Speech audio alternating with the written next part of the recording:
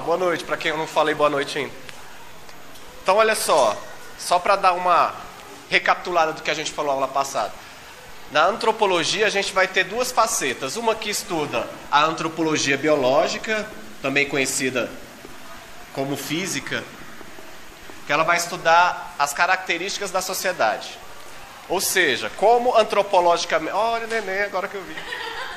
A neném, né? Desculpa. Bem-vinda. A gente vai ter a antropologia que estuda as características genéticas de uma determinada população, de uma determinada sociedade, que aí a gente deu até como exemplo lá a questão das colônias africanas, os povos africanos, lá da antiguidade, o que diferencia as características físicas das pessoas, dependendo da região em que ela está inserida. E aí a gente começou a falar da questão, da questão evolucionista e da questão criacionista, que foi onde a gente começou a tratar de como é perceptível essa questão da formação da sociedade, do ser humano como um ser vivente dentro do mundo que estamos inseridos. Além da antropologia física, a gente vai ter a antropologia social. É essa que culmina muito mais na formação da antropologia como ciência, no sentido de analisar como a sociedade se envolve dentro do contexto social em que ela está inserida. Então, a gente, na antropologia social, a gente vai estudar não as características físicas e biológicas da população do nicho que está sendo pesquisado, mas nós vamos estudar como estas pessoas, esse grupo, essa determinada população interage entre si no local, no ambiente que ela está inserida. Ou seja, nós temos uma antropologia que estuda como essa sociedade se formou, baseada nas características genéticas e da região em que ela está inserida, e nós vamos ter a antropologia social, que vai dizer o contrário. A partir da formação daquele grupo, daquela população, como ela interage, como ela se socializa com seus pares no processo de formação, de evolução da sociedade em que ele está ali inserido. Então a gente vai ter a antropologia social, que diferencia da sociologia. É importante vocês terem essa diferenciação na cabeça de vocês. A antropologia, ela vai estudar os fenômenos sociais que estão intrínsecos na sociedade. Já a sociologia, que a gente vai começar a falar daqui a pouco, ela vai dizer como esses fenômenos são não utilizados, mas como são criados, geridos por essa população cuja antropologia estabelece uma organização já pré-existente. Então a antropologia, ela cria uma situação e a sociologia, ela estuda como essa situação se verbaliza dentro do processo social. Então a gente vai ter a antropologia social, difere da sociologia no objeto da investigação. Enquanto a sociologia se dedica a entender os movimentos e estruturas sociais de forma macro, a antropologia social é voltada em relação que o homem tem com os seus pares, ou seja, a relação que ele tem consigo mesmo. Vamos contextualizar isso, que às vezes eu estou falando assim, né, mas fica uma coisa muito vaga. O que diferencia, por exemplo, vocês estão num meio. Qual o meio que vocês estão hoje? No meio acadêmico, de nível superior. Dentro desse contexto de nível superior está a existência de vários cursos que aí, se a gente pensar antropologicamente, vocês estão inseridos dentro dele. Isso é um fato social. Então, existe a educação básica, existe o ensino fundamental, existe o ensino médio, a educação superior. Vocês estão inseridos agora dentro da educação superior. Dentro dessa educação superior, a gente vai ter hierarquicamente várias vertentes, ou vários cursos, ou várias formas de se pensar a educação superior. Temos cursos de curta duração, que são aqueles cursos tecnológicos, vocês já ouviram falar. Tem aqueles cursos de menor duração, que duram 2 anos e meio, 4 semestres, são de graduação, mas tem um curto tempo de estudos. Dentro do curso superior nós temos uma outra vertente, que são os bacharéis, as licenciaturas. No caso, vocês estão inseridos num curso de bacharelado, que é um curso que forma profissionais voltados mais para a área de pesquisa, para a área de mercado, não que os outros não sejam. E o curso de licenciatura, que são os cursos voltados para a formação de docentes, que aí a gente vai ter curso de matemática, biologia, física, química, história e daí por diante. Então vocês estão dentro desse contexto inseridos no bacharelado. Vamos contextualizar dessa forma. Dentro desse bacharelado aqui de vocês, dessa instituição que vocês escolheram, existem outros bacharelados, mas de vocês, além de ser um bacharelado, é um bacharelado dentro de que área de saber? Da saúde, né? Das ciências humanas da saúde. Vocês estão ali inseridos dentro do processo. Existem bacharelados que são voltados para outra categoria, na área de exatas, por exemplo, engenharia civil, arquitetura e daí por diante. Vocês estão focados na área da saúde. Quando vocês estão inseridos agora dentro desse bacharelado na área de saúde, e aí vocês fizeram o vestibular, agora vocês estão inseridos dentro de um grupo. Aqui é o grupo de vocês, a turma de vocês, que muitos começarão do começo e vão até o fim com os mesmos pares. Vocês vão começar e vão ficar 5 anos convivendo, que a gente até brinca, que a gente convive às vezes mais em sala de aula ou no trabalho do que na própria família. Então vocês vão estar 5 anos aí brigando, se amando, bebendo, farreando, estudando, pesquisando, fazendo a formação de vocês. Dentro desse contexto que vocês estão inseridos, que é no curso de farmácia, dentro da turma, boa noite, dentro da turma do primeiro semestre de 2017, que vocês terão uma convivência, vocês estabelecerão relações que irão, e aí cabe, né, na conjuntura, que irão favorecer na vida profissional de vocês, ou que talvez vocês se identifiquem mais lá para frente, que não seja um grupo ou uma turma que favoreça esse processo, obrigado, esse processo de formação. E aí vocês vão entrar numa questão chamada formação de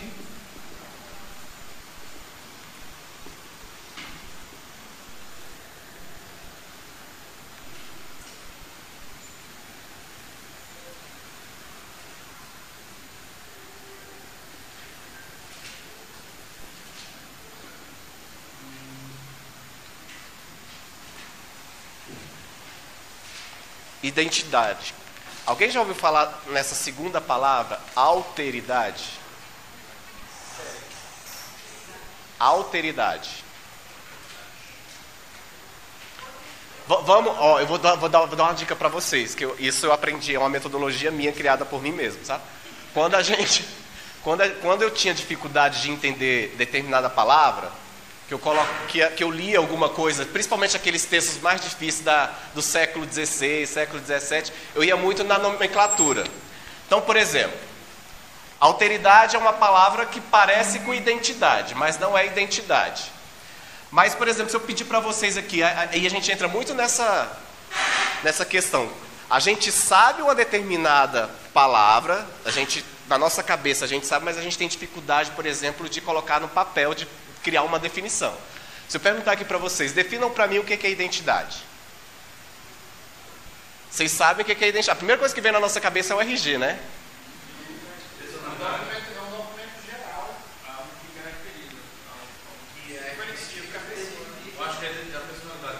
É algo que caracteriza, é algo que se identifica, o que você falou? Cria-se uma personalidade, tá, aí são várias informações, você já tem isso na cabeça de você. Agora você fala assim, coloque no papel, defina agora em um parágrafo o que é identidade. É uma palavra que define características similares, aí eu falo que a gente enfeita, né? É aquilo que a gente tem como características que identificam um com o outro, que diferenciam um com o outro e tal, não sei o que. Identidade a gente sabe o que é, mas na hora que a gente coloca no papel é mais difícil. Aí quando eu pergunto o que é alteridade, ela já falou assim, eu já ouvi falar em alteridade.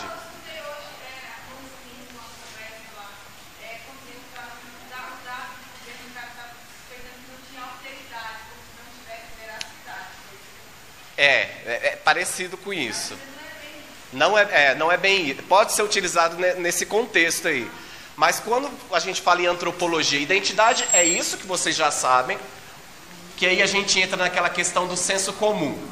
A gente sabe definir identidade baseada no senso comum. Quando eu me identifico com alguém, eu tenho uma identidade. Quando eu me auto-identifico, eu tenho uma identidade de mim mesmo para com o outro. Agora, quando eu falo alteridade, é o processo que me faz pensar se eu sou igual ou diferente do outro. Alteridade. Então, por exemplo, quando eu falo de alteridade, eu falo assim, eu Se eu existisse sozinho no mundo, eu não poderia fazer esse processo de alteridade, porque eu não teria com quem fazer uma comparação.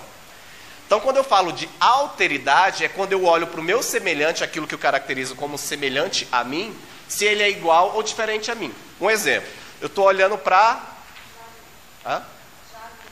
Jália. Eu olho para a Jália e olho para ela e falo assim, olha, ela é idêntica a mim. Por que ela é idêntica a mim? Porque ela tem 2 olhos, tem uma boca, tem um nariz.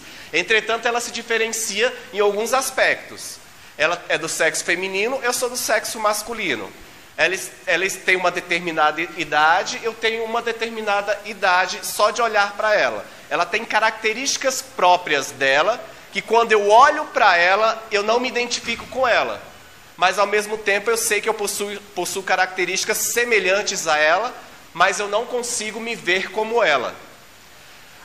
A alteridade é justamente esse processo que na antropologia a gente faz, estando inserido no contexto social, de poder identificar quem são os meus pares, quem são iguais a mim, quem são diferentes. Mas aí eu posso diferenciar da seguinte forma, eu diferencio na sexualidade, por ser masculino, feminino, mas ao mesmo tempo eu posso identificar por quê? Porque eu identifico com qualquer um aqui da sala porque eu estou inserido no mesmo contexto. Então, ao mesmo tempo que existem pessoas nas suas mais diversas especificidades, nós estamos ligados numa identidade comum porque nós estamos atuando num curso de área de saúde, que é no curso de farmácia. Estou me fazendo entender nesse sentido? Sim, não, mais ou menos. Então, alteridade eu posso me identificar, como eu posso me diferenciar e eu posso me igualar perante o outro. Identidade são as características próprias que eu tenho, que o outro tem. A alteridade, ela me permite fazer essa análise. Se eu estou em determinado momento igual, semelhante, ou se eu estou diferente em linhas, em percursos distintos daquela que eu deveria estar inserido.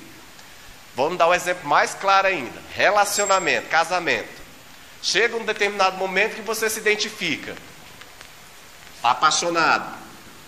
Tudo é lindo. Né? Uma vez eu li uma pesquisa um dia desse falando que a paixão tem duração de 2 anos no máximo. Que é aquele negócio, né, que você vê a pessoa, o coração treme, a barriga, né? Quer dizer, o coração pula e o estômago treme. A mão fica gelada, você fica ansioso para ver a pessoa, tá, 2 anos. Isso não é uma verdade absoluta, mas algumas pesquisas dizem que dura no máximo isso. Depois disso a gente passa por uma situação chamada amor.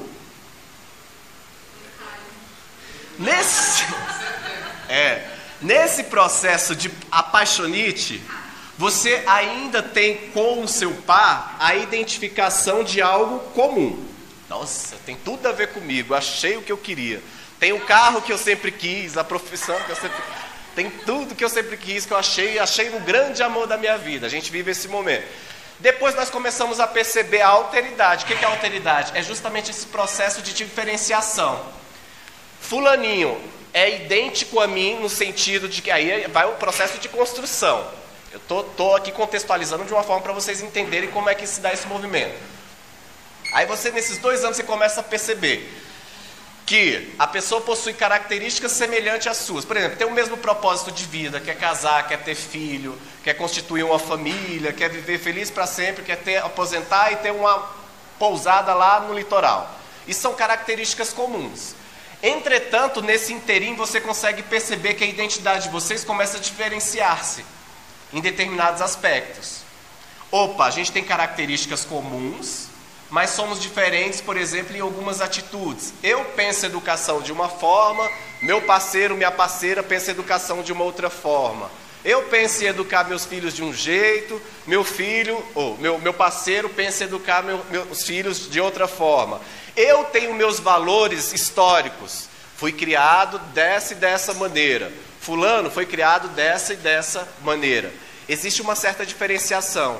Mas no percurso da vida de vocês, onde o amor está sendo construído, vocês percebem características distintas, mas ao mesmo tempo querem alcançar algo em comum, quer constituir uma família, ou não. Se vocês perceberem que essa identidade é mais difícil, que esse processo de alteridade é mais complexo do que a identificação que existe entre vocês. O que vocês fazem?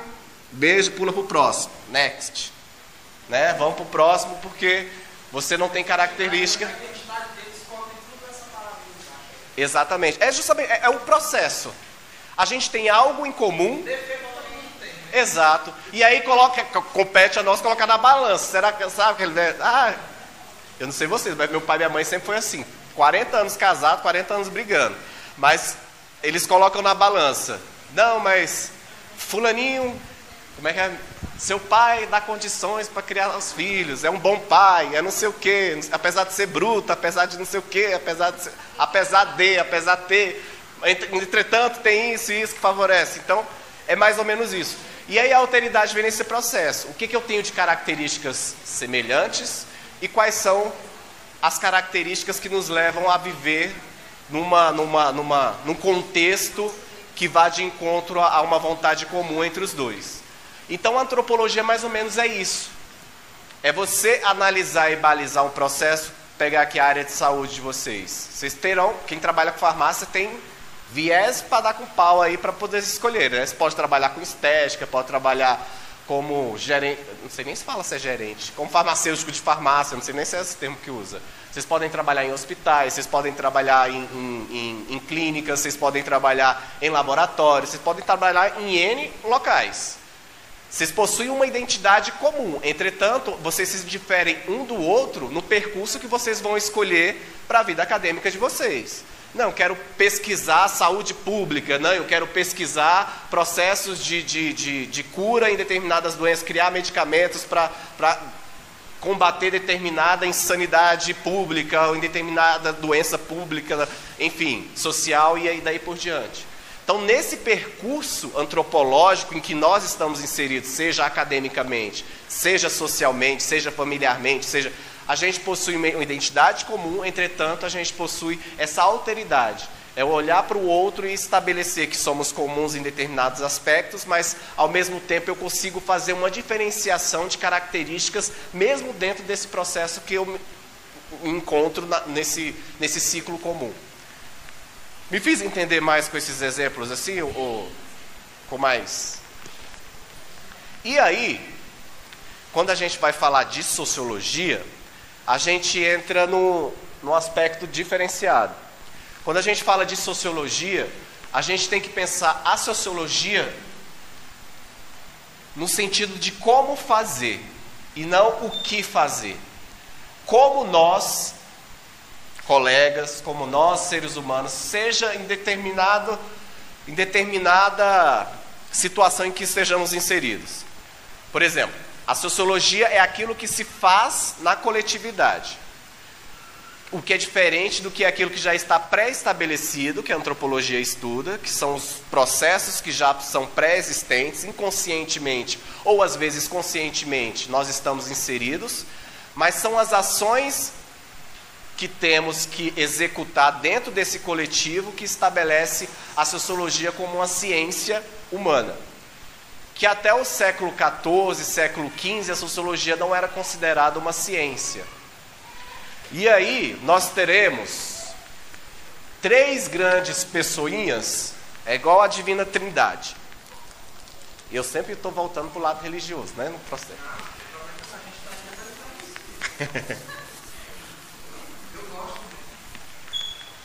É porque eu acho que dá para comparar muito a ciência com a religião, sabe?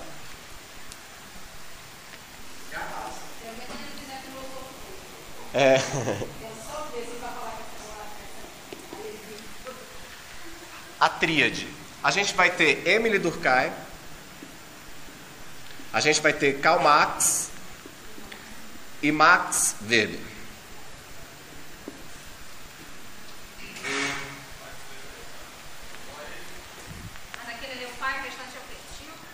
Sobrinho, avô. Esse é uma pena que vocês vão estudar pouco isso na formação de vocês, mas é interessante vocês, principalmente para quem for estudar problemas sociais, não tem como falar de, por exemplo, do processo de formação da sociedade sem citar um desses carinhas aqui. Eles são realmente os grandes estudiosos que transformaram a sociologia em ciência como ciência propriamente dita.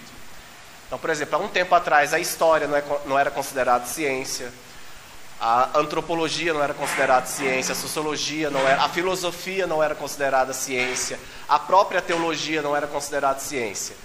O que vocês acham que leva um determinado conhecimento, uma determinada linha de estudo a se transformar em ciências?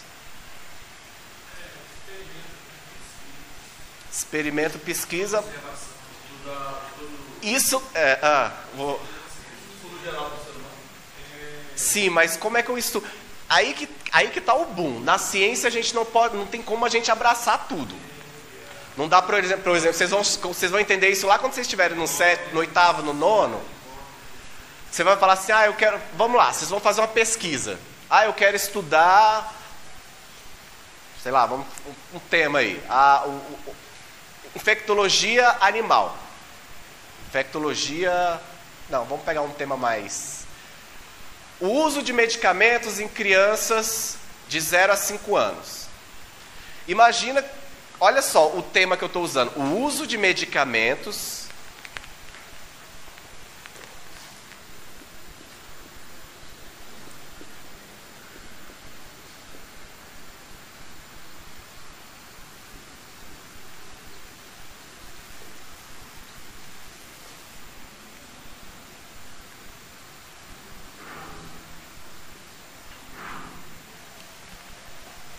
Imagina você fazer uma pesquisa sobre o uso de medicamentos de crianças. Vocês acham que é possível fazer esse tipo de pesquisa com esse tema?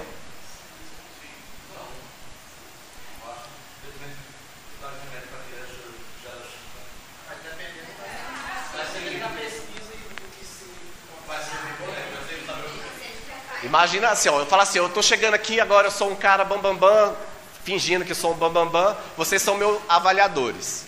Aí eu já chego com esse tema assim de cara. Qual é a primeira pergunta que vem na cabeça de vocês, assim, como leigos? O uso de medicamento. Dá para eu... Faz bem ou faz mal? É uma pergunta que se vem. Faz bem ou faz mal? Será que o cara conseguiu descobrir se faz bem ou se faz mal? Qual a consequência do medicamento? Será que é boa ou será que é ruim? Qual outro tipo de pergunta que a gente pode... Qual o tipo de doença? Aí eu estou falando exatamente assim, qual o tipo de droga para determinada doença? É possível eu, como pesquisador, falar que eu estou dizendo aqui, a primeira pergunta que vem na cabeça, espera lá, você está falando assim, do uso de medicamento. Primeira pergunta que vem, o que é o uso de medicamento? Qual o tipo de uso de medicamento que nós temos? Oral. Inclusive até, eu estou com um negócio aqui que eu tirei sangue hoje. Oral, intravenosa, né, que chama, que mais? Nasal, anal, tem o supositório, tem não sei o que, né, bioral. Já é a primeira pergunta, pera lá, o cara está dizendo que vai estudar o uso de medicamento. Qual medicamento? Aqui já tem uma interrogação. Aí eu vou perguntar, que tipo de medicamento? Se é oral, não sei o que, né? Outra interrogação. Em crianças de 0 a 5 anos, quais são essas crianças de 0 a 5 anos? Todas as crianças de 0 a 5 anos possuem características comuns? Não. Eu tenho crianças com síndrome de Down, eu tenho crianças com problema de visão, de audição. Eu tenho crianças com características específicas. Eu não posso dizer que todo medicamento pode ser utilizado para todas as crianças. Eu tenho as crianças que são alérgicas a determinados medicamentos. Quando a gente pensa na sociologia ou qualquer conteúdo, ou qualquer tema como ciência, a primeira coisa que esqueci o nome dele. Você que está com o celular na mão, 99. Cristiano falou um negócio assim, como fazer não sei o quê.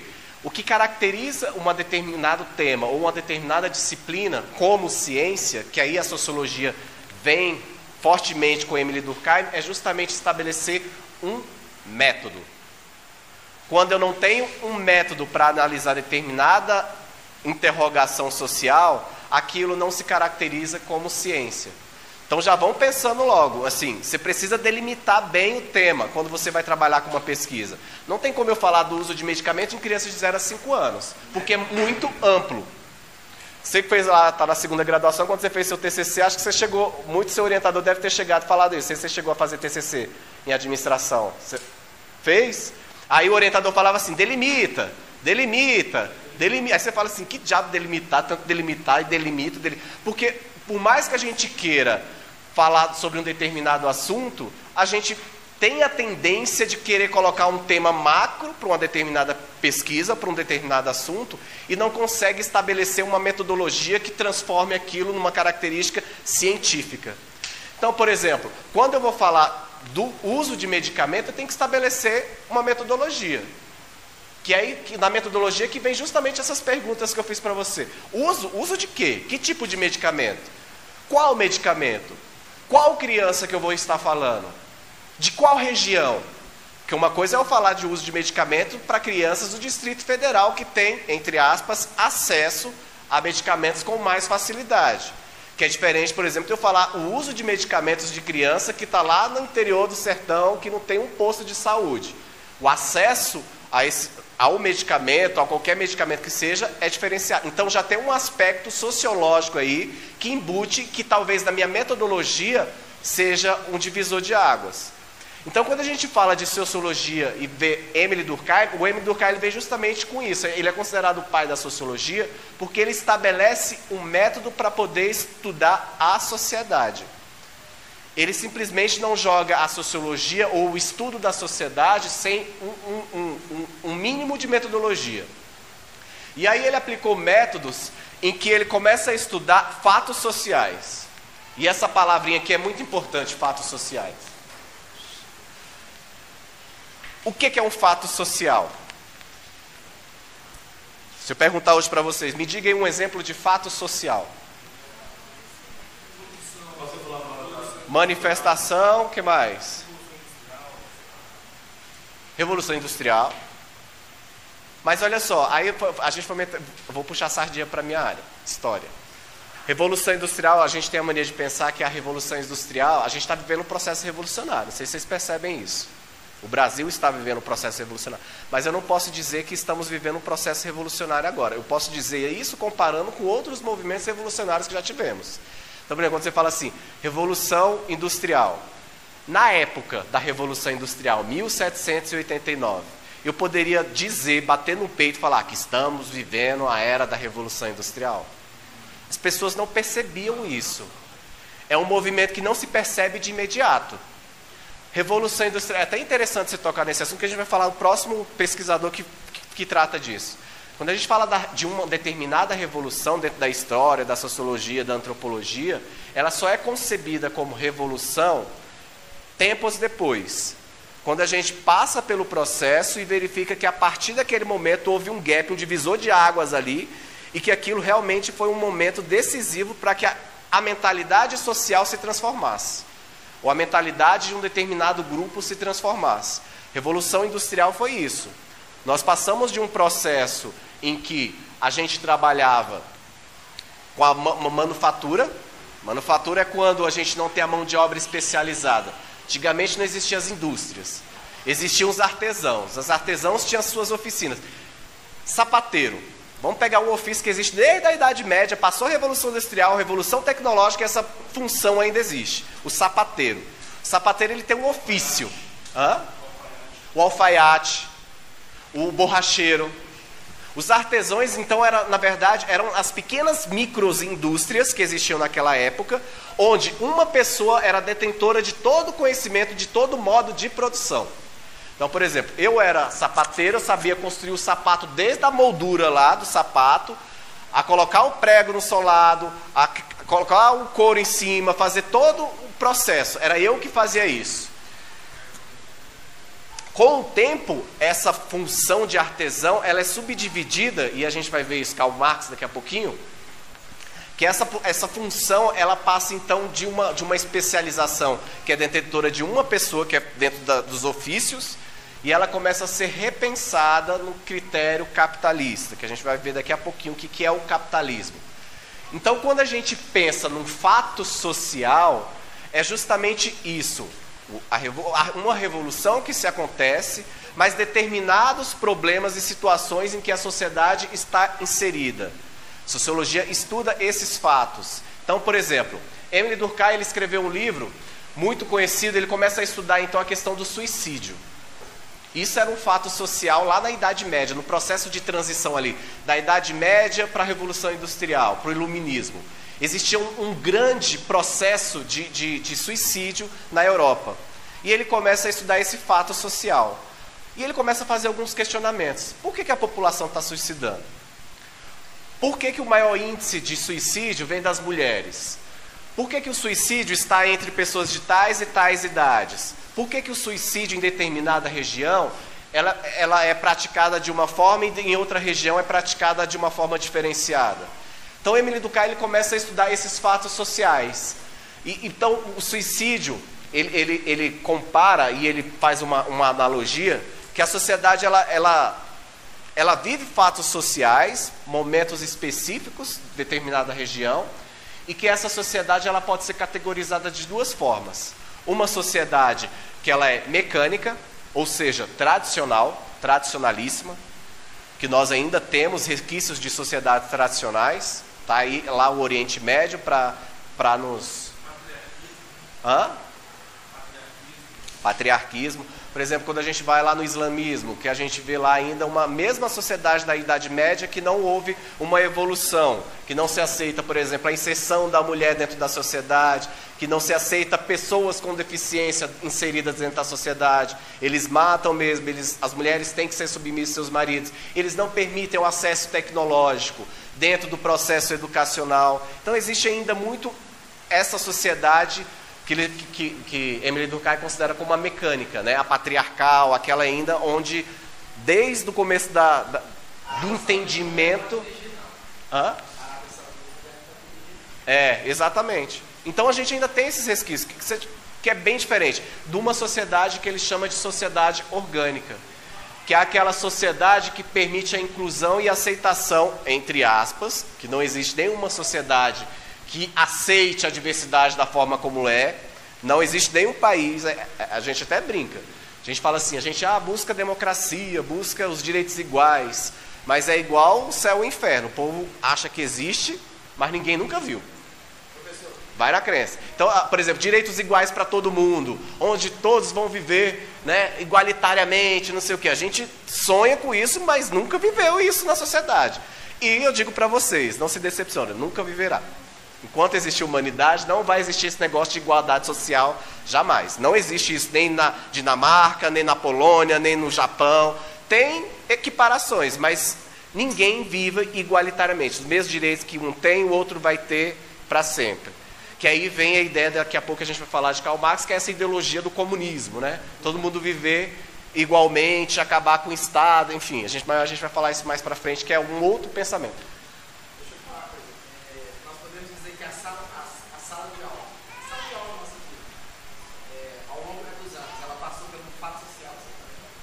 Vocês viverão fatos sociais. Porque quando a gente vê, sabe, computador, o impeachment desse slide, você está vendo, se a gente voltar a escola de 30 anos atrás, não tinha nada a ver. Nada. Era no retroprojetor, no trocar as lâminas, lembra? Não, retroprojetor foi Oi.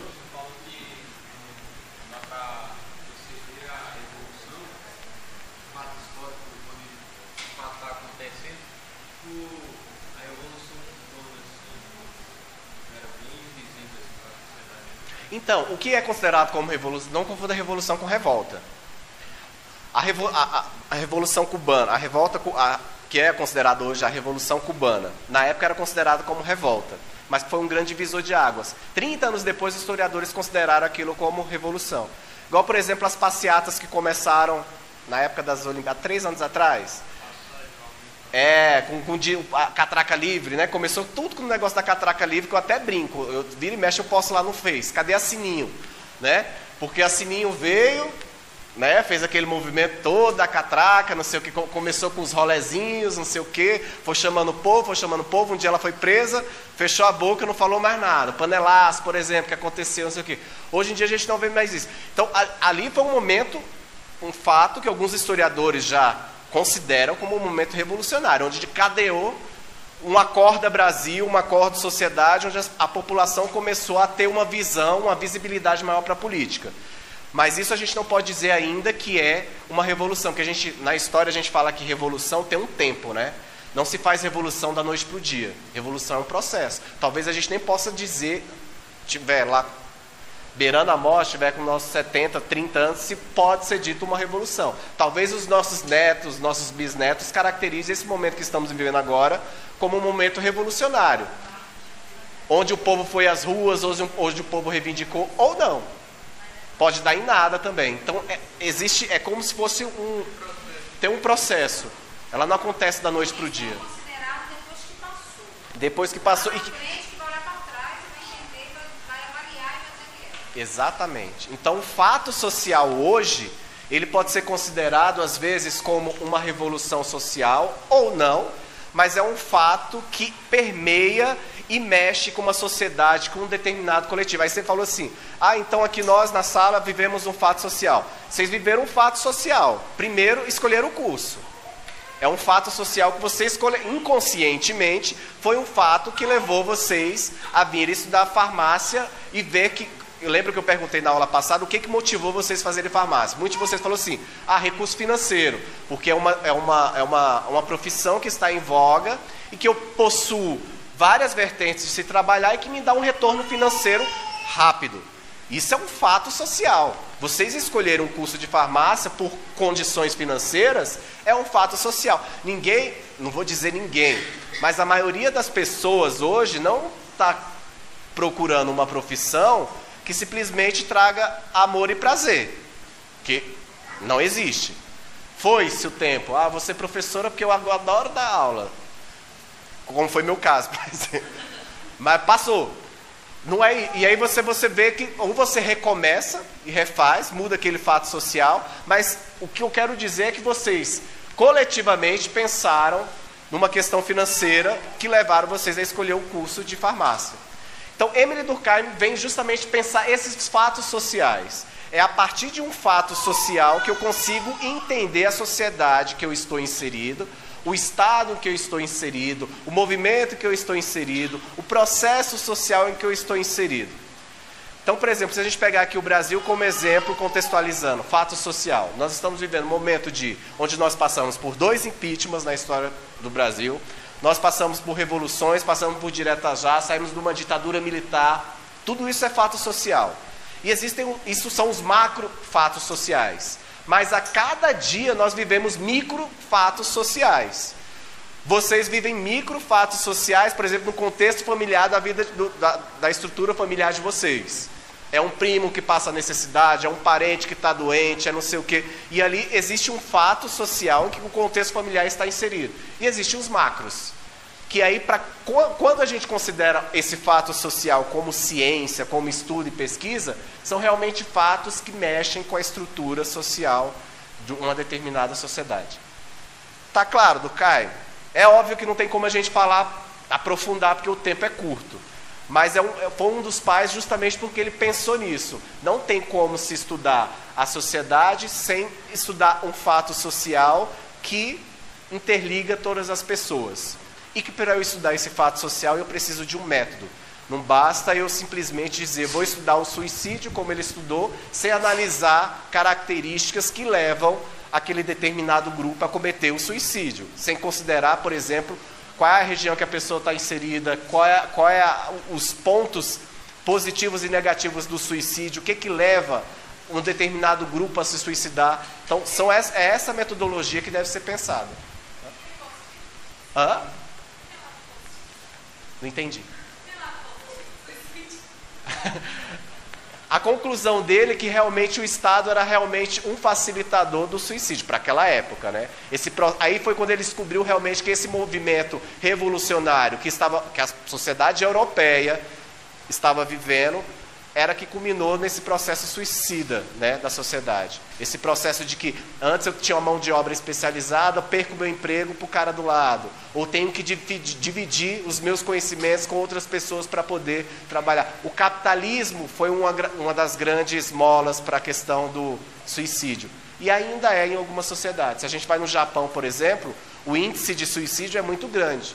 Quando o empresário perde o emprego, ou ele fica desempregado, alguma coisa assim, a tendência... mas... Foi? Eu soube de um, no espelho d'água.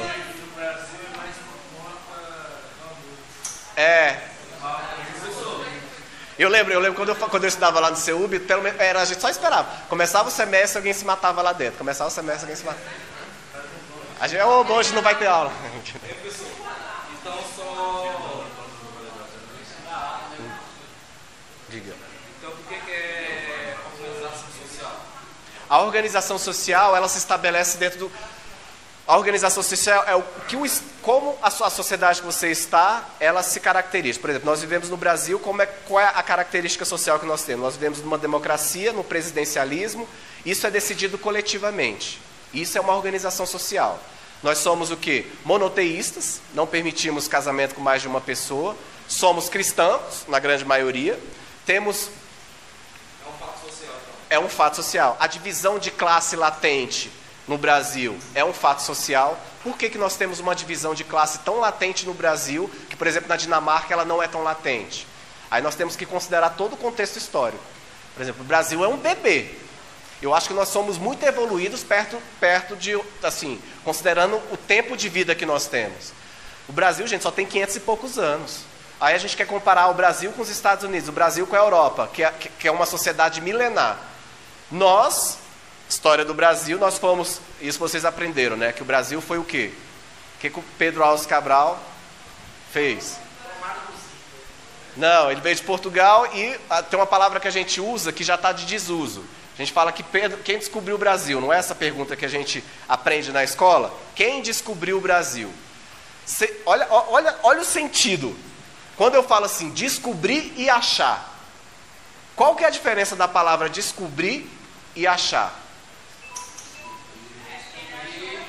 Achar é algo que você já viu. Achar é que você está procurando. Você nunca tinha visto. E achar é o que você... É.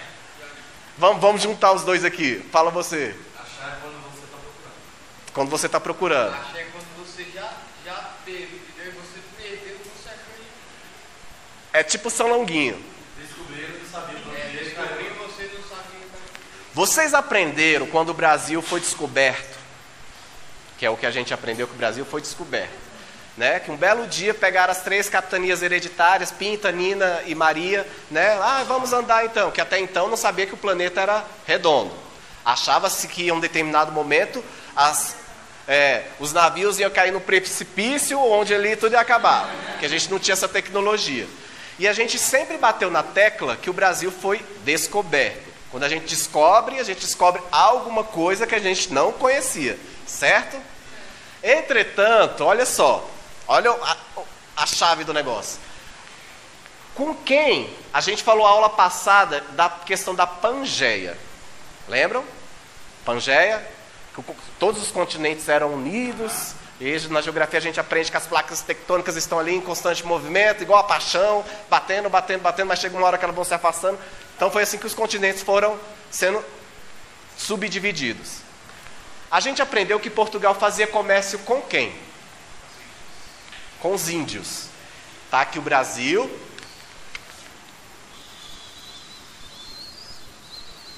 Brasil aqui. Aí a Índia aqui e tal, para chegar aqui tinha que dar a volta, a Índia está mais ou menos aqui. Então vamos para ver. E aí os portugueses davam a volta para chegar... Eu queria tanto riscar essa parede. Para chegar na Índia. Eles não sabiam que existia outro percurso, mas eles sabiam que existia. Na Índia, a Índia, quando a gente toma como análise a Pangeia, a Índia era colada no continente da América do Sul. Imagina isso aqui, ó, colado. Aqui é o globo terrestre, sabe? Imagina aqui o continente oriental, aí vem aqui, era colado exatamente aqui, ó. E aí, ouvia-se muito falar lá na Índia de um país, de um paraíso perdido. Já viram aquele filme do Indiana Jones, já? Vocês nunca pensaram assim, será que tem uma lógica naqueles tesouros que ele vai atrás, sei o quê, de povos antigos, sei o quê? Foi muito baseado nisso. Como os portugueses tinham esse contato direto com os índios, os indianos, eles sempre ouviam falar que existia uma terra prometida, que essa terra desapareceu. Isso foi um conto que foi contado, e aí a gente vê pela mitologia, que foi contado oralmente de pai para filho. Foi contado. Porque sempre nossas tribos souberam que existia uma terra prometida e essa terra se desvinculou do território. Os portugueses ouviam isso constantemente. Isso eu estou falando de uma escuta de quase 3 séculos de negociação ali com o povo da Índia. E eles ouviam muito dessa terra prometida. Não foi um belo dia que Dom Pedro investiu nas capitanias hereditárias e que mandou a expedição lá de Pedro Alves Cabral. Vai lá então, vou pagar 3 barquinhos para você ir lá, vou financiar isso. Ia jogar dinheiro fora.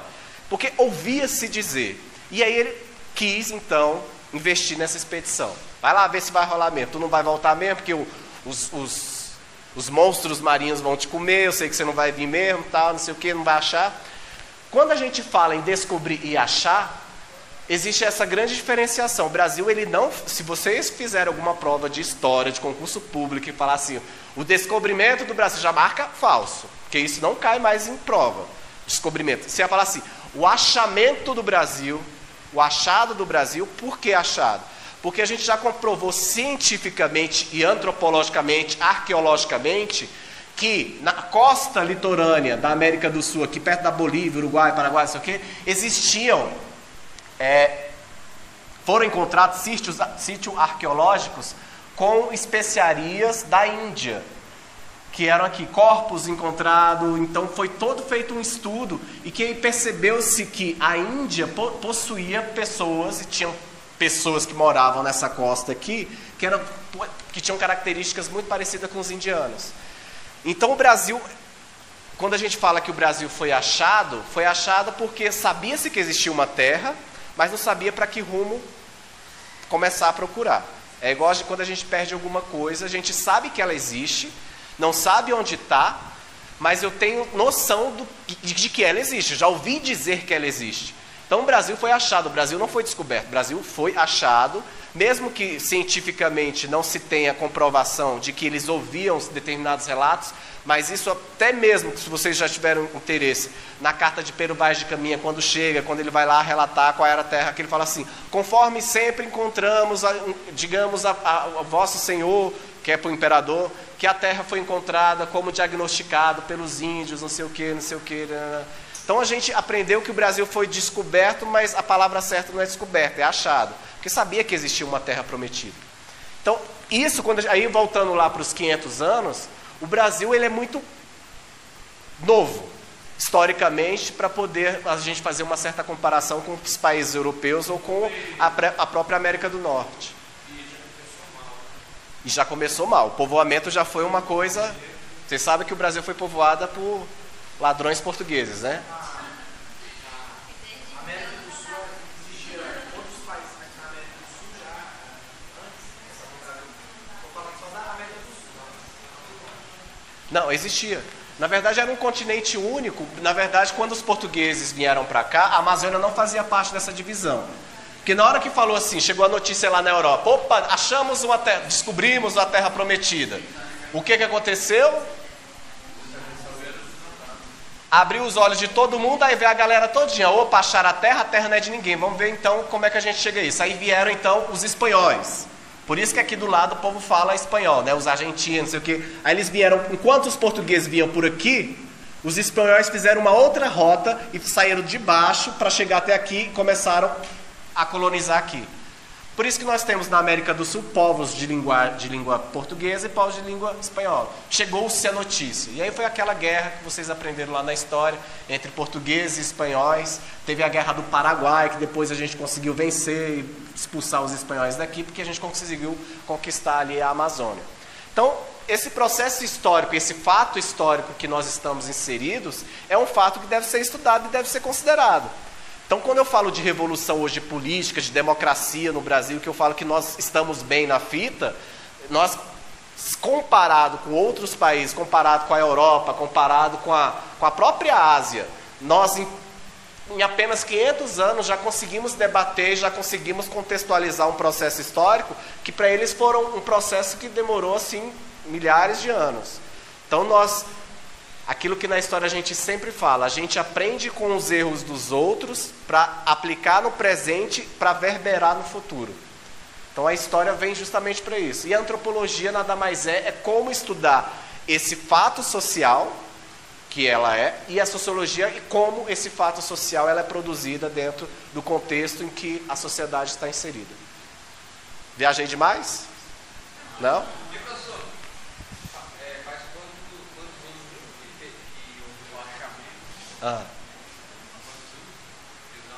Quantos anos? Foi em 1500? 517 anos, né? 518 para fazer.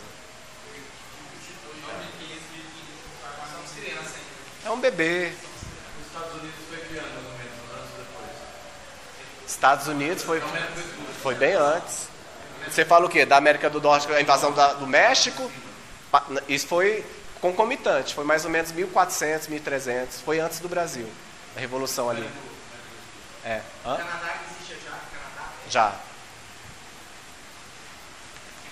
Karl Marx.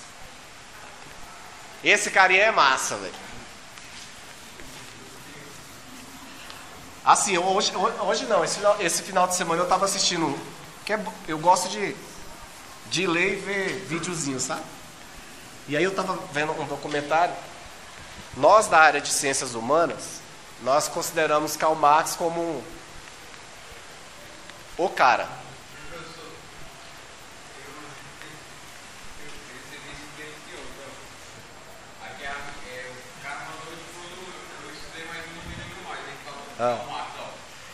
Tive 7 filhos, 4 morreram de fome.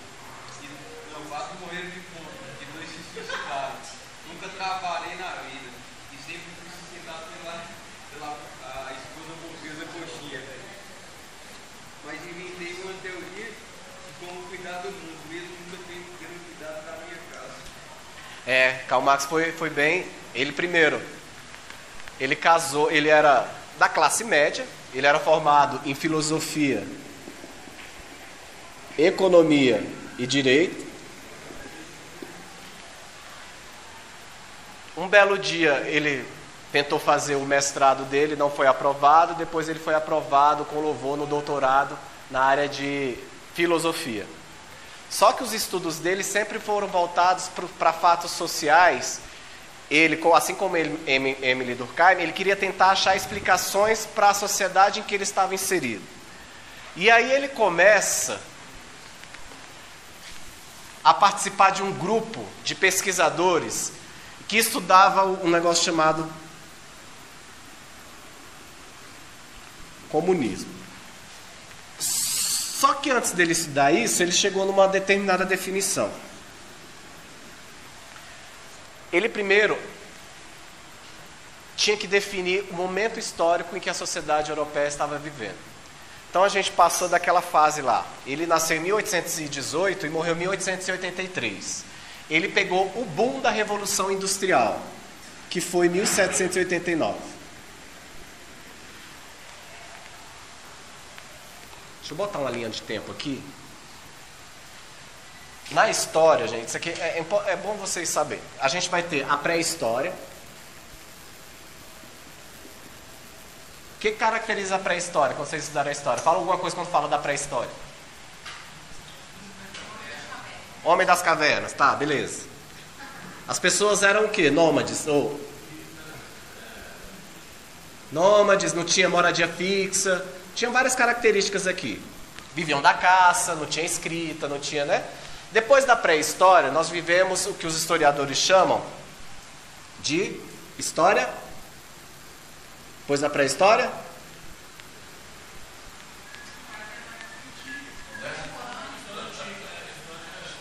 História antiga. Qual a característica da história antiga? Bem antiga, Grécia e Roma. Quem está aprendendo lá na Grécia e na Roma? Okay?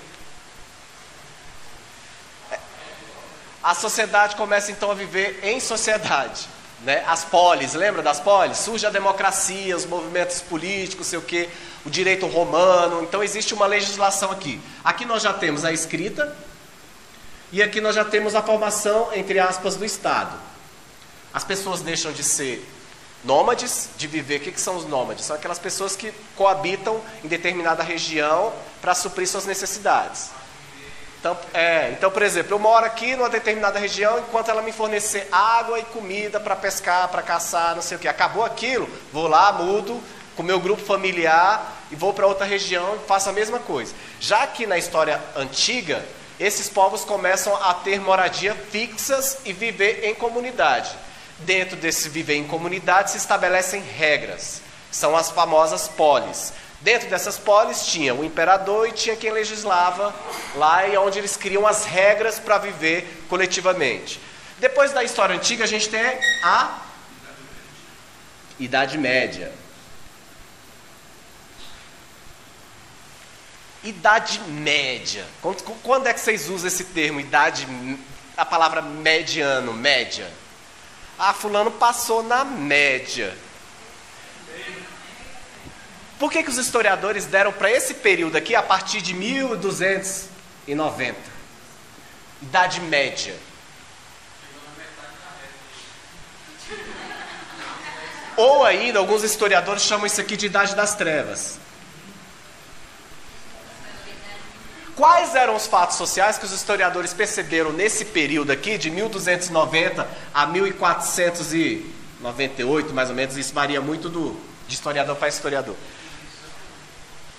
Quais são os fatos sociais que nós vivemos nessa Idade Média, que os historiadores caracterizou como uma idade mais ou menos mediana?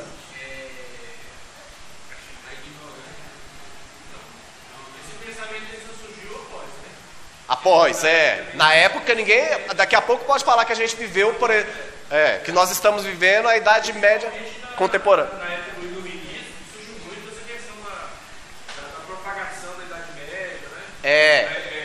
Das Trevas. Mas por que vocês acham que os historiadores colocaram esse bendito nome, Idade das Trevas e Idade Média? Aqui nós vivemos a evolução. Saímos do processo de novo e começamos a viver em sociedade. Aqui tivemos grandes descobrimentos com relação à organização social, à criação do Estado, à criação de uma legislação. Mesmo que existia uma lei muito rígida, como o Código de Hammurabi, que acho que vocês já devem ter ouvido falar, que era aquele olho por olho, dente por dente. Bem antes da Idade Média. A gente está falando de séculos, assim, quase 500 anos para trás. E aqui na Idade Média foi o grande ápice da sociedade. Em que sentido? É na Idade Média onde a gente vai ter fatos sociais que os historiadores colocaram como características próprias para aquele momento se considerasse como Idade das Trevas. Há exemplo disso. A Inquisição que ele falou, a questão religiosa que estava aqui presente, porque já tinha passado aqui o asseio, né? O descer já acontecia aqui, nesse interim, que é um divisor de águas também, o surgimento do cristianismo, que o cristianismo fez acontecer e determinadas coisas que a ciência não comprovava, dizia-se que era uma vontade divina. Então, por exemplo, se você nasceu pobre, foi porque Deus quis assim, então você tem que morrer. Não existia ascensão social. Se você era pobre, foi porque Deus quis assim, você tem que morrer pobre. Não tem como você, por mais que você ache uma mina de ouro, você vai ser sempre pobre, você não vai ser considerado da classe alta. E isso a gente está falando do catolicismo, tá? Ainda não existia o protestantismo aqui, não. Vai surgir depois, que vai ser a iluminação. Aí o que a gente vive aqui na Idade Média também? O desconhecimento científico. A população morria aqui com doenças muito graves. Por exemplo, aqui a metade da população europeia foi dizimada com uma doença chamada da gripe amarela, febre amarela, não sei o que. Peste negra, os grandes acontecimentos naturais que tinham nessa época também faziam com que as pessoas morressem. Então, populações e populações eram dizimadas ou por causas naturais ou por doenças que eram desconhecidas da ciência para poder ser combatida no contexto social em que eles estavam inseridos. E o cristianismo veio justamente para poder justificar determinadas vontades daquilo que a gente chama de vontades do imperador. Então, por exemplo, aqui começa o grande processo de descobrimento, onde a população, as terras em que elas estão habitadas, não são suficientes para a população que ali está inserida. E aí começa a grande exploração. É nesse período aqui que o Brasil é descoberto, é nesse período que outros povos africanos são colonizados também pelos portugueses. Então a gente começa então uma expansão daquilo, a procura por terras prometidas, e aí a gente começa a viver aquela divisão do que a gente entende hoje do que é o globo terrestre. Então as grandes potências mundiais, mata-se muito e justifica-se muito essas mortes por uma vontade divina, e não por uma vontade do ser humano, de maldade do ser humano, mas tudo se justifica porque Deus quis assim, então se utilizava muito dessa resposta. Depois da Idade Média, a gente sai dessa idade das trevas, e os historiadores chamam de iluminismo. A gente sai das trevas e vai para a luz. É aqui, por exemplo, que Isaac Newton descobre a lei da gravidade. É aqui, por exemplo, que alguns cientistas vêm com mais certeza e fortemente armados para justificar determinados fatos sociais, com a utilização da ciência, comprovando determinado mecanismo. É aqui no iluminismo que surge um negócio chamado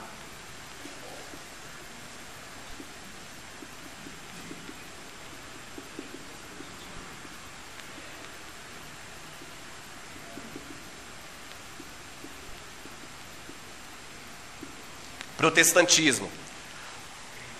Os intelectuais começam então a questionar essa verdade absoluta da Igreja Católica, que aí surge o protestantismo, que vem com Martim Lutero. Lutero era um monge da Igreja Católica e ele discordava de vários rituais, movimentos que a Igreja Católica pregava como verdade absoluta. Um exemplo disso era o próprio ritual da missa.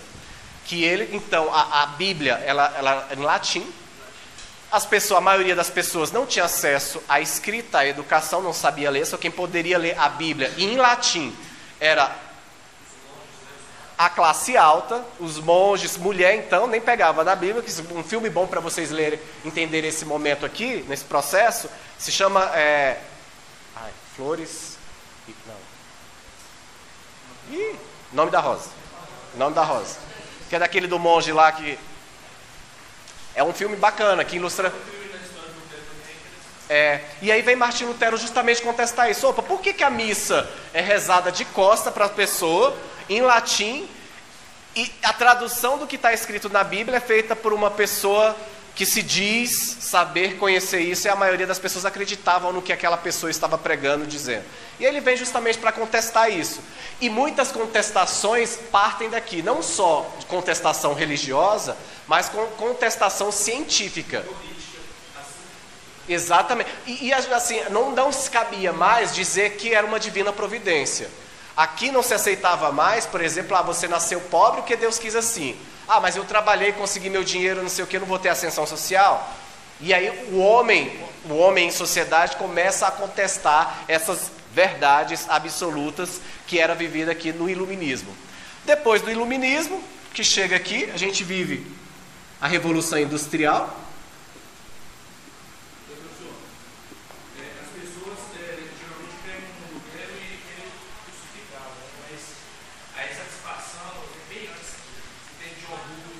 Sim. São nomes, são vários, montes, né, que viviam, etc. Já tinham satisfação em relação a toda essa questão religiosa, que na realidade prendiam as pessoas. E que tentava justificar, exatamente. E é óbvio, gente, aquilo que a gente estava falando, por que eu toquei na questão da religião na aula passada com relação ao criacionismo e o evolucionismo? Que é justamente isso, a gente viveu um período da história em que as pessoas não tinham acesso à informação. Não sabiam, se ela não tem acesso à informação, à leitura, a conhecer outros saberes, como é que ela vai poder questionar algo que aquilo é dito como verdade absoluta dentro do processo social que você está inserido? Então, por isso que eu falo que quanto mais consciência, conhecimento a gente tem, mais indagação vem para a nossa cabeça. Não vai chegar nunca no nosso momento que a gente fala assim, não, já sei de tudo, está pronto e acabado. Porque a gente é uma constante aprendizagem. E aí, aqui em 1789, nós vivemos a Revolução Industrial. Que é aqui justamente onde Karl Marx pega um negócio chamado de fato social, conhecido como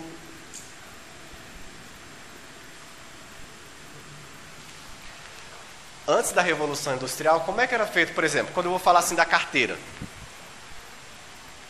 Eu sei que para construir uma carteira dessa, eu preciso de passar por várias etapas. Vocês concordam comigo? Eu tenho vários materiais diferentes aqui. Eu tenho madeira, eu tenho ferro, eu tenho tecido, eu tenho espuma, eu tenho plástico, parafuso. A tinta, anteriormente, a confecção dessa carteira, só para vocês contextualizarem, antes da Revolução Industrial, eu tinha que a gente chama de as oficinas de artesão. Eu era especialista em confeccionar carteira, só eu detinha esse conhecimento. Entretanto, a gente não falou aqui que a Idade Média foi um processo em que houve a expansão dos grandes territórios, as invasões aconteceram, o Brasil foi achado, colônias portuguesas se instalaram lá na África, como Cabo Verde, Porto Príncipe, que também fala língua portuguesa, tal, não sei o quê. A gente tinha uma expansão muito grande. Quando a população cresce, a demanda de material também cresce, aumenta. Se eu sou... A população está crescendo, eu estou necessitando de mais matérias-primas para poder suprir a necessidade da minha população. Eu sozinho conseguiria suprir uma encomenda, eu preciso de 1000 carteiras em 30 dias. Eu sozinho confeccionando essa carteira, eu iria dar conta de fazer? Eu detinha o conhecimento. No processo da Revolução Industrial, o início disso acontece da seguinte forma: eu detenho o conhecimento, eu sei como é que constrói cada etapa dessa carteira aqui, eu sei como parafusa aqui, eu detenho o conhecimento, mas para que eu consiga atingir a encomenda que foi me dada de 1000 carteiras em 30 dias, sozinho eu não daria conta. Então eu começo a contratar pessoas para poder me ajudar. E aí eu começo a disseminar o conhecimento de como produzir essa carteira. Eu não detenho somente para mim. E aí eu vou ter os auxiliares de artesanato. E aí, o que a gente começa a fazer aqui nesse início da Revolução Industrial?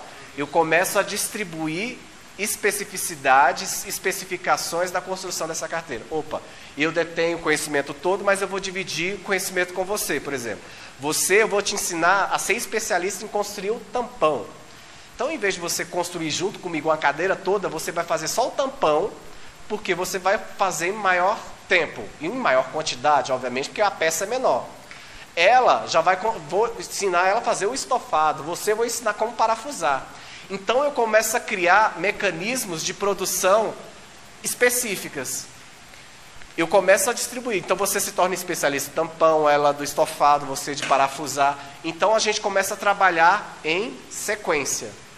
Enquanto eu demoraria para construir uma carteira dessa lá em 2, 3, 10 dias, eu subdividindo cada etapa da produção da cadeira, eu vou construir em mais quantidade, em menor curto prazo de tempo.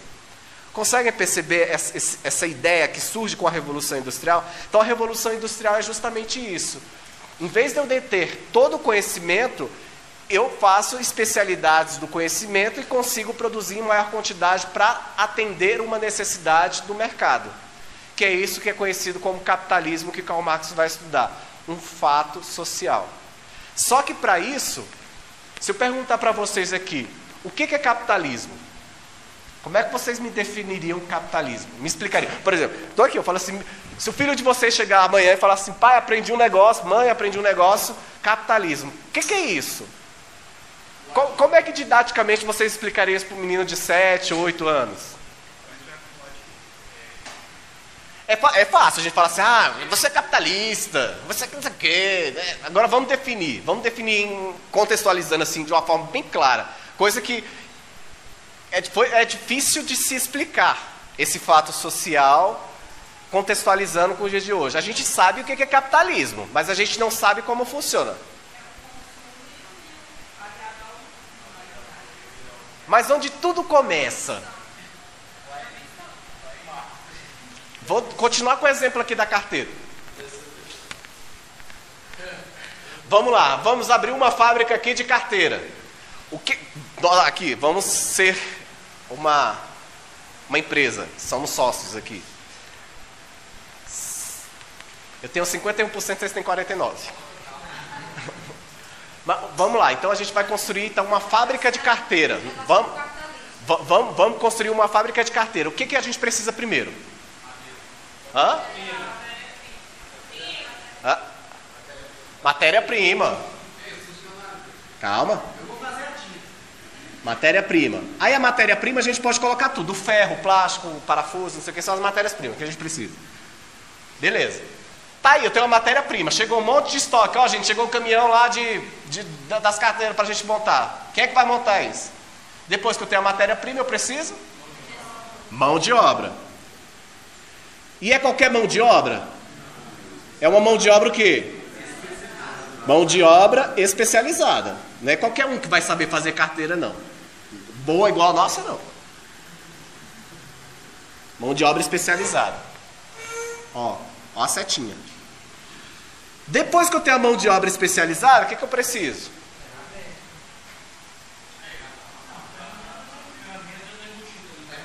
Está embutido aqui na matéria-prima. Está aqui na mão de obra especializada. Hã?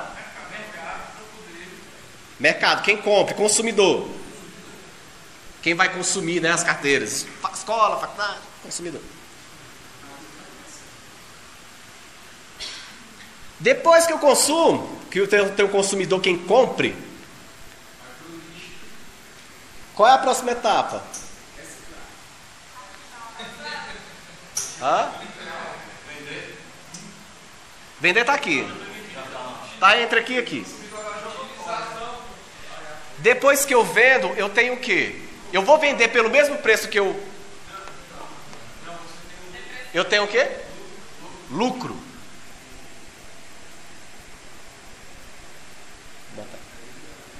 Com o lucro, eu posso fazer o quê? Comprar mais matéria-prima, contratar mais gente, vender para mais pessoas e daí por diante. Então, isso é o capitalismo. Capitalismo é isso. Capitalista está focado nisso. Que é isso aqui que Karl Marx vai estudar. O capitalismo. E aí ele fala o seguinte, que eles estão vivendo a Europa, os países a partir de 1789 com a Revolução Industrial, estão vivendo uma era do capitalismo.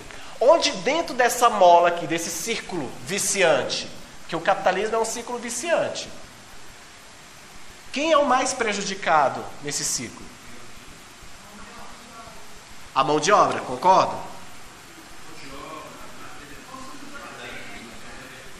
O consumidor também, mas quem é mais lascado aqui nesse processo é a mão de obra. Porque quem está produzindo, nós aqui que somos donos da fábrica, nós estamos tendo lucro e esse lucro nós não estamos partindo em igualdade com a mão de obra aqui. A gente está comprando mais matéria-prima, botando os caras para trabalhar mais, vendendo mais para os consumidores, tendo mais lucro, separando aqui o meu dinheirinho, mas eu continuo pagando a mesma coisa aqui, tal. Isso é um fato social. Isso é um resumo do capitalismo. Lógico que é um resumo tosco, mas é um resumo mais grosso para se entender o que é o capitalismo.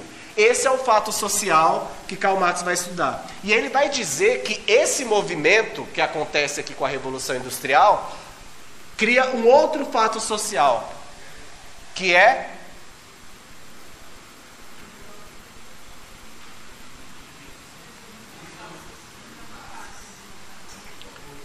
a divisão de classe, onde eu vou ter o proletariado e o burguês.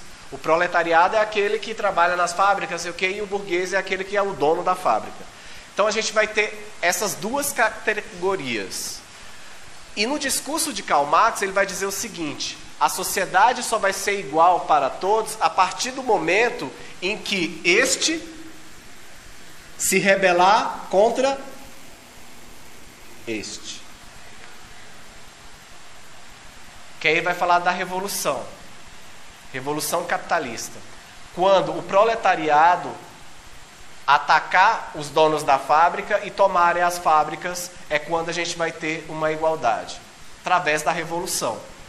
de um ato revolucionário. É interessante que tem até um texto muito, muito bacana, depois vocês podem até procurar, se chama O Grande Massacre dos Gatos.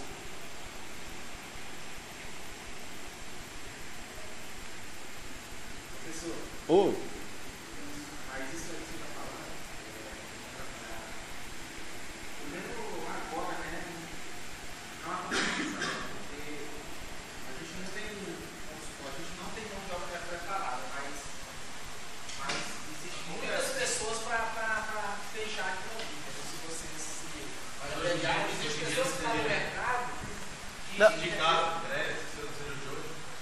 Isso de hoje. Por exemplo, aqui existe muitos farmacêuticos. Aham.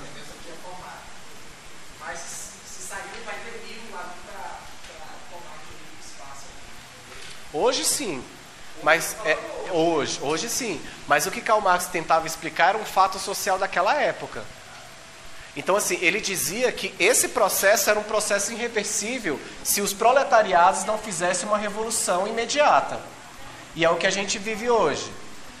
Aí tem alguns intelectuais que defendem essa mentalidade de Karl Marx e tem outros que não. Quer ver um exemplo claro que a gente vive?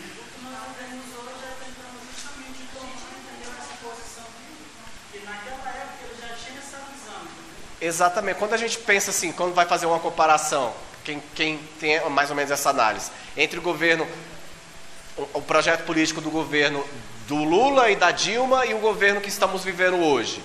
A gente tem um governo que firmemente foi lá e fez pelo quê? Pelos movimentos sociais. Aí eu não vou entrar no mérito se ele fez isso para ganhar a volta ou se não fez, ou se ele fez pensando, né, em dar oportunidade para quem... Não vou entrar nesse mérito não. Mas é nitidamente claro. Um governo que a gente viveu que pensava na ascensão do proletariado, aquele que não tinha acesso, e um governo que a gente está vivendo hoje, que, por exemplo, está terceirizando várias coisas, como o FHC fez. Que isso é natural. Partidos políticos são isso, de esquerda e de direita. De esquerda e de direita. De direita pensa de uma forma, ou de esquerda pensa de outra. Isso na política é natural. Não existe o céu e o inferno. São pensamentos distintos. A gente precisa aceitar isso. Tem aqueles que entendem que o liberalismo, que é a abertura dos portos, permitir que outras indústrias venham para cá, que gere emprego, que o Estado se isente, por exemplo, de custear a educação, seja de nível superior, que se isente de ter empresas, que se isente de ter o mínimo possível, que isso fique na mão das empresas privadas, que isso seja terceirizado, sei o quê. Existe essa vertente. E existe a outra vertente que diz que não, que o Estado precisa ter cuidado de dar acesso à educação para todo mundo gratuitamente, né? Existem essas duas linhas. Ou a gente segue um lado ou a gente vai para o outro. Isso é fato. É um fato social. Esquerda e a direita. E aqui, quando a gente pensa dessa mão de obra, na época de Karl Marx, ele vai falar justamente desse capitalismo. Que o capitalismo é essa mola viciante, que ela circula nesse processo, e que aí ele vem com a questão do comunismo. A gente só vai viver uma comuna, um processo comum, uma sociedade mais comum e mais igualitária, porque ele também não acreditava que poderia algum dia existir essa igualdade absoluta em todos os povos, em todas as nações, mas que isso poderia acontecer de uma forma mais clara e mais lúcida a partir do momento que o proletariado se reivindicasse contra os donos das indústrias. E é aí que vai surgir a concepção de sindicatos, de não sei o quê, né? E para conversar com essa população, entre aspas, ignorante, desprovida de conhecimento, porque quem trabalha aqui na mão de obra especializada, que tem que trabalhar nas indústrias 12, 14, 16, 20 horas por dia, incluindo mulheres, crianças, o quê, eles não tinham acesso à grande formação. Ele cria, então, o Manifesto Comunista, que é um livro pequenininho assim, vocês lerem, é bem interessante, que ele fala justamente é como se fosse um manual de como os proletariados deveriam agir com relação aos seus senhores, à burguesia, como eles deveriam agir, fazendo reivindicação de greve, reivindicando seus direitos, e daí por diante.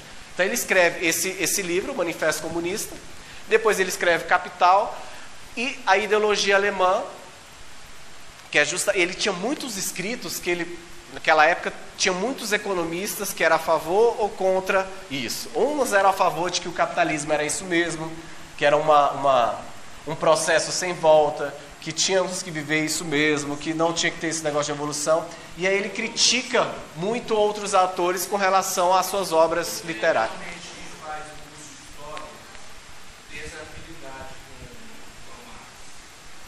Eu acho que a gente foi meio que doutrinado. Tanto é que quando a gente... Porque assim, o que ele fala é muito coerente nessa questão da divisão de classe. Quem estuda história, a gente percebe muito nitidamente essa divisão latente, desde a pré-história até os dias de hoje. E principalmente após a Revolução Industrial. Então a teoria dele se enquadra muito no processo que a gente vê palpável. Exatamente. E ele permite dar voz a uma maioria que não era ouvida. E era explorada, obviamente. Então, por exemplo, nós aqui, olha só a nossa realidade. Nós que temos que estudar a instituição privada. Por que nós temos que pagar a instituição? Olha só, aí vamos pensar nesse... Por que nós temos que pagar uma instituição privada? Eu não sei vocês, mas a maioria das pessoas que eu conheço e que eu convivi vieram de escolas públicas e vai terminar seu ensino superior aonde? Numa instituição privada. Quem é que está lá dentro da UNB hoje, por exemplo? São os que tiveram uma educação de base, né, de qualidade, e conseguiram ingressar numa universidade pública. Olha a dicotomia que a gente vive. Então, quando a gente começa a pensar nesse lado, fala assim, pô, esse cara tem razão mesmo. Então a gente prepara todo um estado, um arcabouço ali, para quem vai assumir o lugar do que é público. São aqueles que tiveram a sua preparação no privado. E o privado tem que suprir uma necessidade que o público não supriu. Então, não é questão de ser coerente.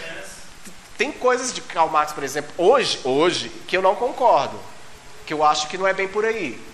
Tem coisas, por exemplo, da direita que eu acho bacana.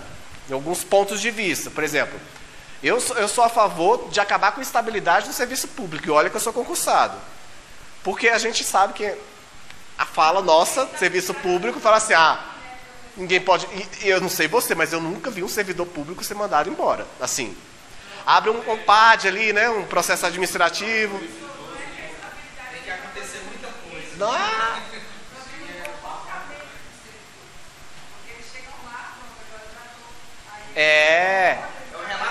O máximo que eles vão dar o sangue é nos 3 primeiros anos, porque tem do estágio probatório.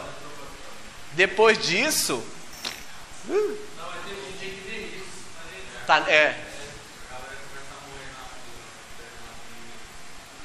Dessa forma.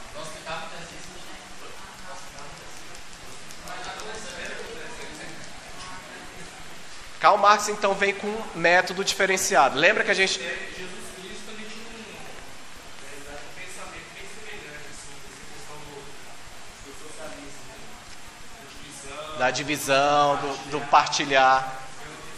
Tem uma passagem na Bíblia que o pessoal estava vivendo o comunismo, entendeu? Porque eles estavam ali, dividiam, vendiam essas coisas. Partir aos pobres. Porque, na verdade, o comunismo ele prega o seguinte: é acabar com aquilo que a gente entende de Estado hoje. Ninguém tem o direito de mandar, de subjugar uma determinada classe em favor da outra. Então, por exemplo, o Estado acabaria com a questão da segurança, acabaria com a questão... E haveria comitês regionais para decisões locais das pessoas. Então, eram vários conselhos, não o Estado como ele é hoje. Onde tem lá o Estado soberano, com o presidente que vota, não sei o quê, mas que viveríamos em comuna.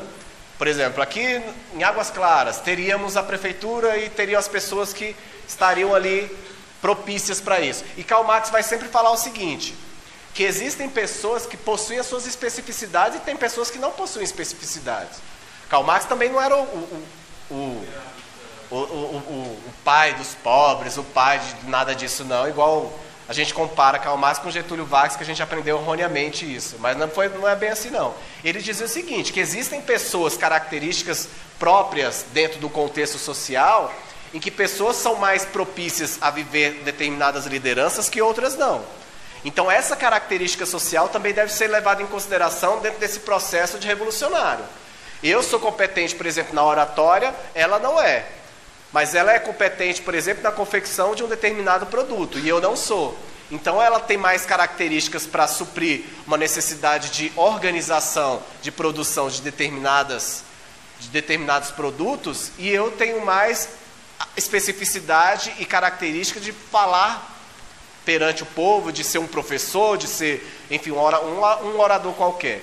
Então ele caracteriza bem isso. Apesar de existir essa vontade de se viver em comunidade, em comum, um bem comum para todos, existe também essa especificidade dentro da sociedade. Ninguém é igual a ninguém. E esse fato social também deve ser levado em consideração.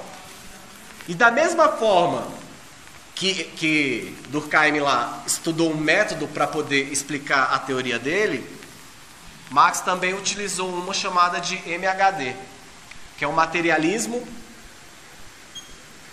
histórico dialético, para poder explicar a sociedade, ou o momento social em que ele estava tentando fazer um estudo, como por exemplo o capitalismo. Esse método dele, que é por coincidência é o mesmo método que eu uso para minha dissertação de mestrado, ele fala o seguinte: eu não posso escrever sobre um determinado assunto, fato social, sem considerar o contexto histórico e dialético. Dialético é aquilo que dialoga. Por exemplo, deixa eu dar um exemplo claro para vocês. Eu não posso chegar aqui... Lembra que eu falei para vocês que, olha, eu estou preparando um plano de ensino, esse aqui é um esboço, mas eu preciso escutar vocês para ver se a gente vai seguir essa linha mesmo ou não. Eu quero saber o que vocês buscam aqui. Por que farmácia? Parece pergunta besta, né? Por que vocês escolheram farmácia, não sei o quê? E a partir daí eu vou dar um encaminhamento da disciplina para uma determinada vertente. E aí eu identifiquei em vocês, que a gente até comentou na aula passada, que a maioria de vocês estava aqui por uma questão financeira. Porque, ora para dar continuidade numa profissão que vocês já exercem, ora para ter um resultado mais imediato desse investimento que vocês estão fazendo na graduação de vocês. Partindo daí, eu posso então conceber uma metodologia para poder dialogar com vocês, fazendo contextualização de acordo com aquilo que vocês almejam para a vida de vocês profissional. Então, estou falando de antropologia, colocando o capitalismo, uma vez que vocês entendam que o capitalismo foi uma das molas propulsoras para vocês escolherem o curso de vocês. Marx, quando vai tentar explicar um fato histórico aqui, ele leva em consideração isso. O materialismo. Materialismo é aquilo que é palpável, material. Então, por exemplo, se a gente vai parar aqui e estudar um fato social, a questão do uso de drogas nas comunidades periféricas do Distrito Federal. Vamos analisar esse tema, por exemplo. O MHD, ele vai levar em consideração o quê? Se eu fosse estudar isso hoje, utilizando a metodologia MHD, materialismo histórico dialético, eu vou levar em consideração as condições financeiras que aquelas pessoas têm, que elas estão inseridas. Por exemplo, periferia, eu já posso dizer, quando eu utilizo a palavra periferia, eu posso dizer que são pessoas que vivem perifericamente na capital do Brasil, do Distrito Federal. Águas Claras, Santa Maria, Recanto das Emas, Itapuã. Então eu tenho que levar em consideração a questão material que elas estão inseridas.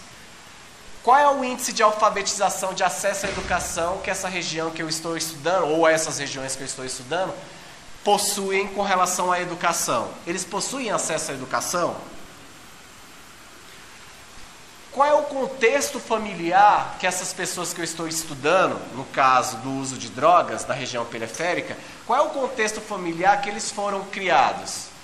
Os pais são imigrantes? São pais que nasceram em Brasília? São pessoas que constituíram sua família no Distrito Federal? Ou mesmo dentro da cidade satélite? Outra pergunta. Historicamente, essas cidades satélites foram construídas, pensadas, ou foram construídas com base na invasão? Porque a gente sabe que a maioria das cidades, né, foram invasões. Pega o exemplo da estrutural. Né? Invade, depois vem o Estado e regulariza, e vai cria uma RA, né? Uma região administrativa, no caso aqui do Distrito Federal. Ou cria um município novo, ou cria alguma coisa. E essa dialética? Como é que essa relação dessas pessoas se estabelecem com elas mesmas? Existe uma dialética, uma reciprocidade para que esse fato do uso das drogas aconteça com as pessoas que estão inseridas naquela sociedade, naquela população? Então Karl Marx ele vem justamente isso. Eu não posso negar fatores materiais e fatores históricos para tentar explicar um fato social. Era como se, por exemplo, o Durkheim foi estudar lá a questão do suicídio. Se Marx fosse estudar o suicídio, a metodologia dele seria essa. Como eles se matam? Eles pulam do prédio do Congresso Nacional, eles usam uma faca, eles se enforcam, eles utilizam uma arma de fogo, eles se jogam de em frente de determinado automóvel. Qual o materialismo que ele está inserido que faz com que o suicídio aconteça? Historicamente, existem parentes no meu contexto familiar que suicidaram? Isso é uma verdade dentro do meu contexto familiar? Na minha vizinhança as pessoas se suicidam, as pessoas com quem eu convivo, desde a minha formação inicial até a época que eu decidi me suicidar, o suicídio é uma coisa presente. Eu vivenciei muito o fator suicídio dentro do contexto que eu estava inserido. A dialética, a questão do suicídio era dialogada dentro do contexto em que eu estava inserido. Minha família conversava sobre a questão do suicídio. Eu escutava ou ouvia testemunhos ou aprendia alguma coisa dentro da escola sobre a questão do suicídio. Como que o suicídio era valorizado dentro da minha questão religiosa, por exemplo? Qual é o valor, como era visto? Que tem algumas religiões, né, umas seitas aí que falam que suicídio é a solução que tem para não sei o quê. Então tem tudo. Todo esse contexto precisa ser analisado para a gente poder estudar um fato social. E é isso que Marx vem para poder legitimar isso. E ele estuda muito a questão da divisão de classe. Essa divisão de classe, esse fato social que é a divisão de classe, ele tenta justificar pelo processo capitalista. Muita coisa? Fiz entender? Mais ou menos? É doidão? Aí Karl Marx, rapidinho, só para finalizar. Realmente, aí, por exemplo, Karl Marx, né, pai dos pobres, sei o quê, mas você vai estudar a vida do cara? O que ele fez? Ele estudou muito, criou movimentos sindicalistas, ele que é considerado o pai do sindicalismo. Nunca trabalhou pesadamente numa fábrica para poder saber o que é. Ele falava, né, que os operários tinham que não sei o que, mas vivia do dinheiro da sua querida esposa, que tinha uma indulgência muito boa, né, tinha uma condição financeira. Traiu sua esposa com a babá dos seus filhos. A mulher dele se matou. Dos 3 filhos que ele teve, as 2 filhas se suicidaram. E o único filho que ele tinha era proibido de sentar à mesa, porque ele dizia que o filho não era digno de sentar à mesa com a intelectualidade que ele tinha. Então tinha essas pequenas curiosidades.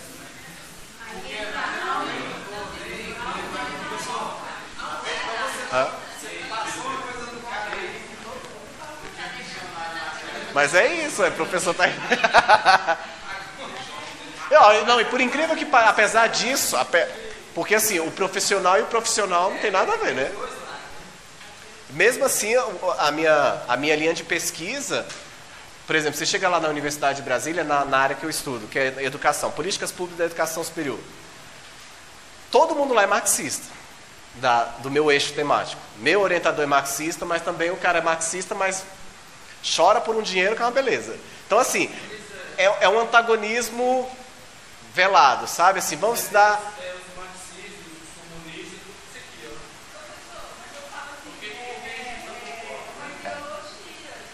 ó. É uma ideologia.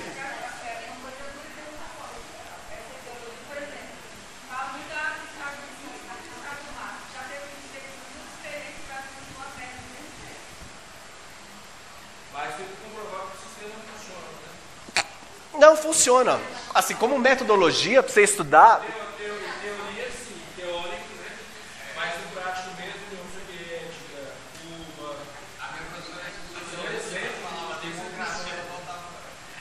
Na verdade, democracia, né? A democracia não quer dizer que todo mundo tem voz, não. É porque a gente aprende que democracia, todo mundo tem que ter opinião, não, democracia é a maioria. Você pode até não concordar com a opinião do outro, mas você tem que aceitar o que a maioria diz. Então, democracia é muito isso. Então, a gente acha que ser democrata é todo mundo falar, todo mundo emitir sua opinião. Tá, eu tenho o direito de te ouvir, mas eu tenho o direito de não aceitar a sua opinião também. E que é isso que as pessoas geralmente não entendem. E Karl Marx, ele é um grande divisor de águas nesse sentido. Eu não vou levar em consideração a vida pessoal dele, o que ele fez, sei o quê, mas a forma como ele tratou o fato social cientificamente. Que existe o fato social e que ela não pode ser considerada e pesquisada e estudada isoladamente. Existem vários fatores que levaram aquele fato social a acontecer. E um desses fatores sociais é justamente isso, o contexto histórico em que ele está inserido. Eu não posso falar, por exemplo, de economia, aí olha lá, eu não posso falar, por exemplo, de economia, de mais-valia, de não sei o que, se eu não levar em consideração o contexto social em que a sociedade está inserida. E ele sempre deixa isso muito escrito nos seus inscritos, que é justamente isso. Isso é uma concepção que talvez não vala lá para aqui a 200, 300 anos após minha morte. Mas aqui é uma percepção que eu tenho, levando em consideração isso, o materialismo, a história e a dialética, como elas se fazem. É um método que ele utilizou para tentar explicar todo esse contexto. Então, por exemplo, a questão da escravidão, ele não condena a escravidão. Ele fala que a escravidão foi um momento histórico e que foi necessário para a formação da sociedade. Se é certo ou é errado, não compete a gente dizer se é certo ou errado. Mas que aconteceu, sim. Por que aconteceu? Porque foi necessário para aquele momento. De invadir, dominado, o dominador sobre o dominado e daí por diante. Não tinha como fugir disso. Teria que concordar mesmo, porque da maneira que ele era do filho dele. A aula vai agora, né? Hoje são 9. Isso. Já são 9? Ó. Próxima aula, a gente vai falar de Max Weber.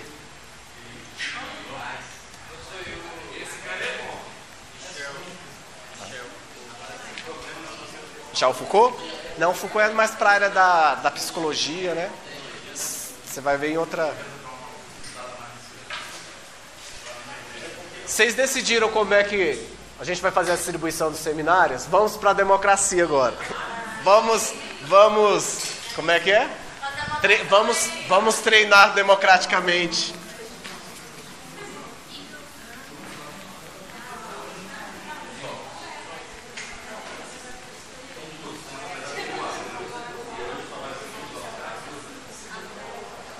Rapidamente, que aí eu já vejo já trago na próxima aula, a listagem de presença passando. Na próxima aula eu já trago para vocês os temas. E tragam sugestões de temas também, tá? Vou trazer alguns, vocês aceitam esse tema ou não, ou escolhe outro. Aí vamos lá, levantando a mão rapidinho. Quem aceita que vocês escolham o grupo de vocês? Levanta a mão. Vocês mesmos se auto-organizem.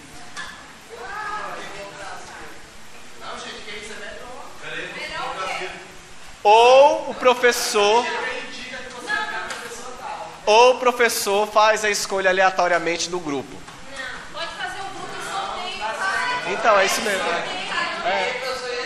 Obrigado. Então, democraticamente, o professor irá escolher.